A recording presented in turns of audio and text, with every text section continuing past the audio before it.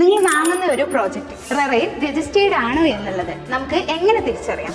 അതിൽ ഒന്നാമത്തെ പോയിന്റ് ആണ് rera.kerala.gov.in എന്ന വെബ്സൈറ്റിലൂടെ മാത്രം അന്വേഷണങ്ങൾ നടത്തുകയും വിശ്വാസ്യത ഉറപ്പായതിനു ശേഷം മാത്രം ഇടപാടുകളിലേക്ക് നമ്മൾ നീങ്ങുകയും ചെയ്താൽ മതി. ബിൽഡേഴ്സ് നൽകുന്ന പരസ്യത്തിൽ റെറ രജിസ്റ്റേർഡ് നമ്പർ ഉണ്ടോ എന്ന് നമ്മൾ ചെക്ക് ചെയ്യുകയും അതോടൊപ്പം തന്നെ റെറയുടെ വെബ്സൈറ്റിൽ ആ നമ്പർ നമ്മളൊന്ന് പരിശോധിക്കുകയും ചെയ്യണം. അപ്രൂവ്ഡ് പ്ലാൻസ്, ലേഔട്ട് പ്ലാൻസ്, ആധാരം തുടങ്ങിയവയുടെ പകർപ്പുകൾ പരിശോധിക്കുന്നതിനും അതോടൊപ്പം തന്നെ പ്രോജക്റ്റുമായി ബന്ധപ്പെട്ട എല്ലാ വിവരങ്ങളും അറിയുന്നതിനും വാങ്ങുന്നവർക്ക് അവകാശമുണ്ട്. പ്രോജക്റ്റ് പൂർത്തിയാവുന്നത് വരെയുള്ള എല്ലാ സ്റ്റേജിന്റെയും സമയക്രമം കൃത്യമായും ഒരു ബയ്യർ അറിഞ്ഞിരിക്കണം.